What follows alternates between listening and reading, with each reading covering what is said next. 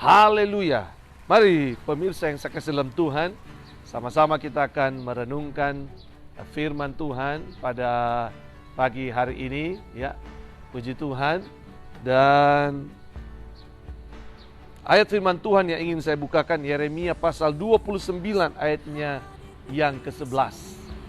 Yeremia pasal 29 ayatnya yang ke-11. Saya ingin bacakan buat kita semua. Sebab aku ini mengetahui rancangan-rancangan apa yang ada padaku mengenai kamu.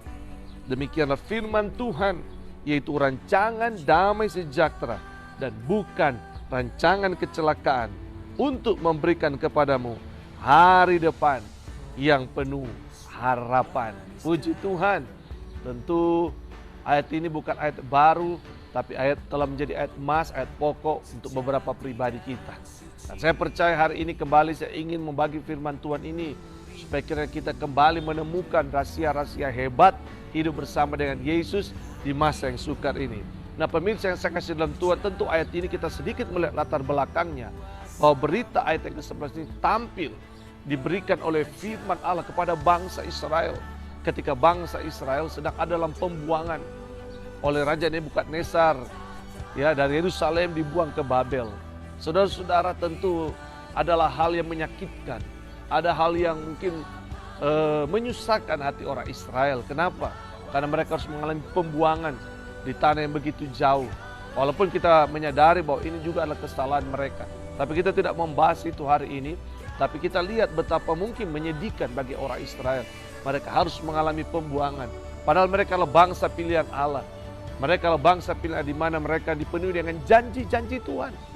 Mereka dipenuhi dengan janji-janji Tuhan yang begitu besar, begitu luar biasa. Tapi tentu saja ketika mereka mengalami pembuangan di tanah Babel, tentu menghilangkan pengharapan mereka, menghilangkan apa yang mereka cita-citakan selama ini.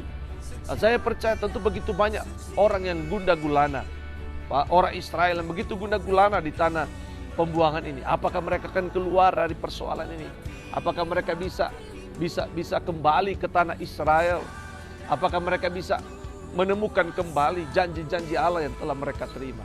Nah, berita kita kepada kita hari ini adalah, mungkin hari ini juga kita mengalami gundah gulana yang sama seperti orang Israel. Kita mengalami kehilangan pengharapan. Kita seakan-akan sukar, ada kesedihan. Ketika kita mengalami masa-masa yang berat hari ini, kita seakan-akan seperti orang Israel yang mengalami pembuangan di tanah Babel. Sepertinya mana pengharapan itu, mana janji Allah itu. Saudaraku yang saya kasih dalam Tuhan, hari ini saya memberitakan kepada saudara bahwa janji Tuhan itu tetap adalah ya dan amin. Bahwa kita bisa melihat bahwa orang Israel pada tahun 1948 maka kembali, ya, memproklamasikan kehadiran bangsa Israel atas muka bumi ini.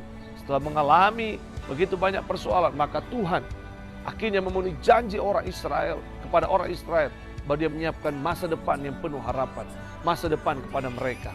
Hari ini kita belum berbicara tentang orang Israel, tapi hari ini kita berbicara kita sebagai Israel rohani, umat pilihan Allah.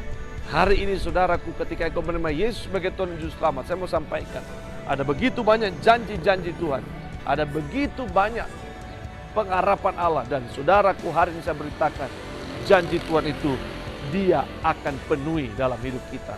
Firman Allah berkata, aku mengetahui rancangan-rancangan apa yang ada aku mengenai kamu. Tuhan memiliki rancangan yang hebat kepada kita. Dia punya rancangan yang besar kepada kita. Angkat iman, angkat pengharapanmu di masa sukar, bahwa Tuhan punya rancangan yang hebat dalam hidup saudara. Dia punya rancangan dalam hidupmu. Sekalipun mungkin seketika engkau harus mengalami kesukaran, kita harus mengalami persoalan-persoalan kehidupan, ekonomi, pekerjaan dan sebagainya. Tapi hari ini saya beritakan kepada saudara bahwa Tuhan punya rancangan yang hebat atas kehidupan kita, kehidupan saya, kehidupan kita semua. Tuhan punya rancangan hebat untuk saya dan kita semua. Mungkin seketika walaupun kita harus mengalami seketika persoalan, seketika permasalahan, tekanan bahkan dalam hidup. Tapi kalau engkau percaya kepada Yesus, kalau engkau percaya kepada firman Tuhan, maka Dia memiliki rancangan yang hebat atas kehidupan kita hari-hari ke depan.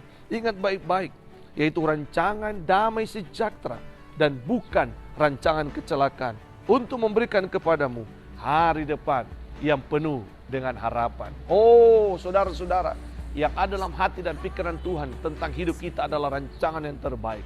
Rancangan yang penuh dengan damai sejahtera. Rancangan yang bukan kecelakaan. Yang ada dalam pikirannya Tuhan adalah rancangan yang penuh dengan damai sejahtera. Bukan kecelakaan, melainkan hari depan penuh harapan. Barangkali ada berkata, tapi saya tidak mengalami damai sejahtera. Saya tidak mengalami, bahkan saya mengalami kecelakaan. Padahal Tuhan berjanji tidak akan mengalami kecelakaan. Ingat baik-baik, pikiran Allah adalah damai sejahtera, bukan kecelakaan, dan masa depan penuh harapan. Itulah yang ada pikiran Allah, yang ada di hati Tuhan. Itulah rancangan yang terbaik buat kita. Kalaupun kita mengalami tidak ada damai sejahtera, kesusahan, kesukaran, bahkan kecelakaan pun kita seringkali bisa alami. Saudara-saudara, itu bukan rancangan Allah. Itu sekali lagi bukan rancangan Allah. Karena rancangan Allah adalah damai sejahtera, bukan kecelakaan, tapi masa depan penuh harapan. Manusia mungkin bisa alami, saudara bisa alami. Ingat baik-baik, itu bukan kesalahan Allah. Itu bukan kesalahan Tuhan. Tapi barangkali hidup kita, manusia seringkali melalaikan apa yang diminta oleh Allah kepada kita. Seringkali kita melalaikan apa yang Tuhan mau dalam hidup kita. Seringkali kita melalaikan apa yang Tuhan izinkan terjadi kepada kita. Artinya apa? Bahwa hati Tuhan tidak seperti apa yang kau bayangkan. Hati Tuhan adalah Dia rindu ada damai sejahtera. Sebab itu pagi hari ini saya percaya hidup kita, sekalipun hari ini barangkali engkau mengalami kesukaran, dengarkan baik-baik. Tetap kuat, kenapa? Tuhan punya rancangan yang terbaik buat saudara. Tuhan punya rancangan damai sejahtera. Mungkin belum hari ini, tapi saya percaya besok hari-hari ke depan, saya percaya Tuhan sedang punya rancangan yang hebat. Masa depan yang hebat, asal engkau percaya kepada Yesus. Angkat imanmu, angkat percayamu, saudaraku, bahwa Dia punya damai sejahtera kepada kita.